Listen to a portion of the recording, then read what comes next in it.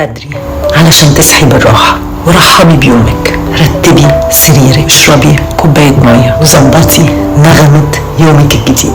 استمتعي بقهوتك واشربيها بالراحة، وحددي أولوياتك كل يوم، وابتدي بالحاجات الأهم، وما تعمليش حاجة بسرعة. امشي بالراحة وتكلمي بالراحة. ما تاكليش قدام التلفزيون علشان ما تاكليش كتير، ودي الأكل وقته وقيمته. واشربي مية كتير، وما تسمعيش أغاني حزينة، وما تتفرجيش على برامج مقلقة. حسني مزاجك وغذي عقلك بحاجات سعيدة، وما تضيعيش وقتك بتفكري في حاجات ما حصلتش. الانغماس في الندم دليل على انك مش عارفة ايه هي فعلا الحاجات المهمة في حياتك، اللي فات ولا اللي جاي. وما تخافيش، احسن تفوتك فرصة اللحظة. بسم الله والصلاة والسلام على رسول الله. ازيكم حبايب ام حمزة؟ يا رب تكونوا في احسن صحة واحسن حال. النهاردة عندنا روتين حلو جدا. هنغسل البوتاجاز بمكونين موجودين عندك في المطبخ ويرجع معاكي زي الفل، وكمان شوية صابون مواعين وشوية خل من غير ما تستخدمي اي مذيب دهون. كمان هنعمل اكلة حلوة جدا اللهم بارك، هتكفي 6 افراد وزيادة، وكمان مفيدة للولاد.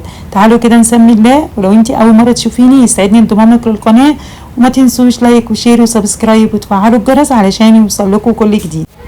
اول حاجه سميت الله ومليت الحوض ميه، ويكون ميه مغليه. سديته كده بالسداده ومليته ميه مغليه، وبدات بالحامل اللي هو بيبقى متسق اكتر، وهو بيكون الحامل اللي في النص علشان العين الكبيره بنستخدمها اكتر. وحطيت معلقتين كبار، اول مكون عندنا معلقتين كبار من الصودا اش او الزهره البيضاء، ومعلقتين كبار من البيكربوناتو. ولازم الحوامل نغطيها بالميه كده ونسيبها من بالليل للصبح. الصبح هيكون شكل الميه زي ما انت شايفه كده.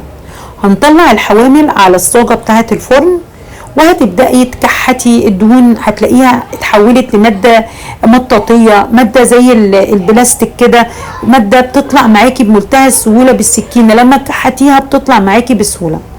ما تستخدميش الاول السركه الستيل، عشان لو استخدمتيها مش هتعرفي تستخدميها تاني في المطبخ. فالاول نطلع الدهون بتكحتيها بالسكينه بتطلع معاكي بسهوله، وبعد كده استخدمي السلكه الستيل. طب الناس اللي ما عندهاش الصودا اش او ما عندهاش الزهره البيضاء هتعملي ايه؟ هتضاعفي كميه البيكربوناتو. هتحطي 6 معالق من البيكربوناتو و4 ليمونات. ولو انت عايزه تحولي الصودا اش البيكربوناتو تحوليه للصودا اش او الزهره البيضاء اللي احنا بنستخدمها في الهدوم البيضاء، او بنستخدمها في الاغراض المنزليه للبوتاجاز، لتنظيف التويليت، للحاجات بتاعت البيت، هتجيبي البيكربوناتو وتحطيه على الصاجه بتاعت الفرن، وتولعي الفرن على درجه هاديه جدا، وتسيبيه يطلع كل الرطوبه اللي فيه، وكده احنا حولناه للزهره البيضاء او الصودا اش. طبعا بعد ما طلعت الدهون كلها حطيت زي ما انت شفتي كده صابون السائل، اي صابون انت بتستخدميه، وحطيت كمان خل وميه مغليه، وحطيت معلقتين من الاريال العادي، اريال بتاع الغسيل العادي، ودعكتهم ودعكت الصاجه. طبعا الصاجه بتلمع، والحوض هتبصي تلاقيه كمان لونه كده بيلمع. انا بقى مستنيه اللحظه الاخيره اللي انت بعد ما تعبتي وبعد ما غسلتي ودعكتي، ولو اني ما فيهوش تعب ولا اي حاجه، تشوفي النتيجه تعبك ايه. طبعا مسكت الرخامه، طبعا غسلتها مطرح الدهون والميه اللي نزلت اللي مش نظيفه اللي انت شفتيها. شايفين الصاجه بتاعت البوتاجاز بتلمع والحوامل عامله ازاي؟ اللهم بارك.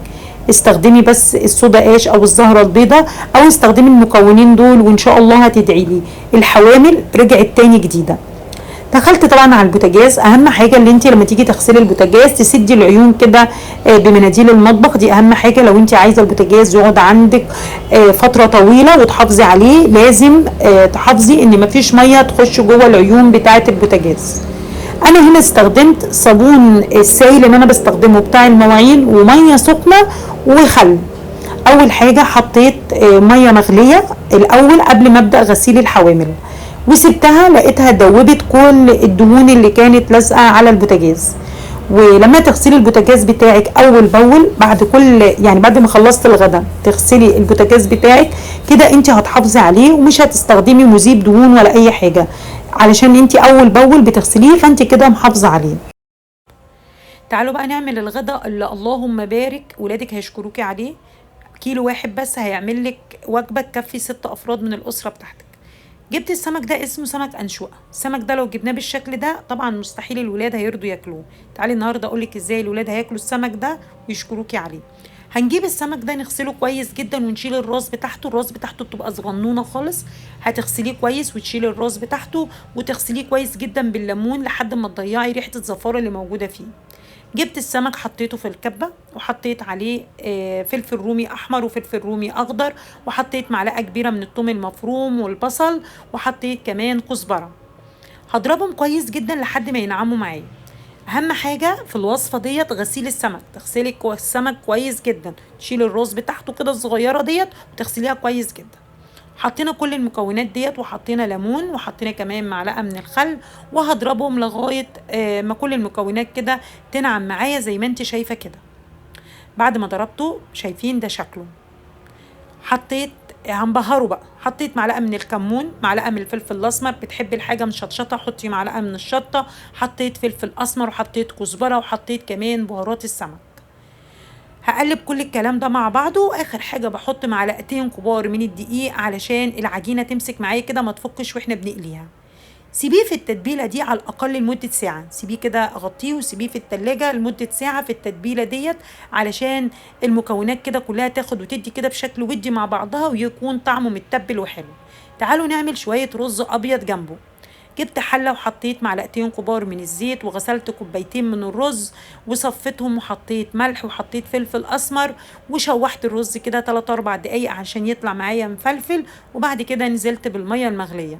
اول ما الرز كده يبدأ يبقبق معايا اهدي عليه علشان ما يتلسعش من تحت. بعد كده حبايب قلبي حطيت طاسه على النار وحطيت فيها زيت، واول ما الزيت سخن جبت الكوبيبه القمر بتاعتي ديت وقليتها كده زي الطعميه، بس ما تبططيهاش يعني تكوريها كده وتنزلي بيها في الزيت. بص، ومستحيل حد يعرف دي كوبيبه انشوقه. 25 جنيه عملنا وجبه اللهم بارك تكفي 6 افراد وزياده. على فكره انا ما قليتهاش كلها، انا قليت نص الكميه بس. اول ما اخدت لون كده قلبتها الناحيه التانية وطلعتها. بصوا جميلة، ولا شاربة زيت ولا فكت مني ولا اي حاجة. طبعا الرز كان خلاص بدأ يستوي معايا، اديته تقلبتين كده وسبت برضو، حسيت اللي هو لسه عايز له سيكة كده، هديت عليه وسبته يكمل سواه. قليت جنبيها بطاطس، حابة تعملي سلطة طحينة، تعملي سلطة خضرة براحتك. شايفين لونها خطيرة خطيرة خطيرة. تعالوا كده نفتح واحدة ونشوفها مستوية من جوه وجميلة جدا جدا، حلوة قوي قوي. وجبة سهلة جدا، عملنا رز عشان الولاد ياكلوا ويشبعوا وجميلة جدا جدا. بصوا من جوه عاملة ازاي، هايلة هايلة هايلة بصراحة، هتعجبك جدا. كده الفيديو خلص. لو كنت استفدتي ما تنسيش لايك وشير، وما تنسيش تنامي بدري عشان تصحي بدري تشوفي وراكي ايه.